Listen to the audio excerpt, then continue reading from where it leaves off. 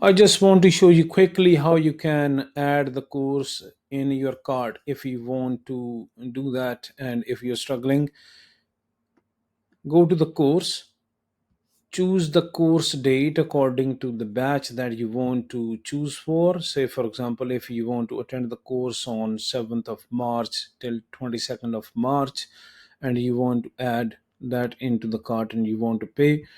If you click on here, sometimes it may not work.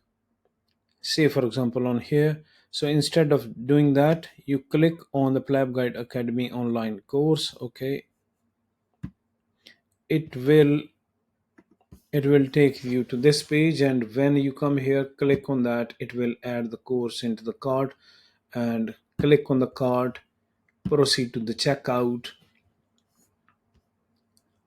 and simply click on checkout, choose your payment option, PayPal or Stripe, and proceed.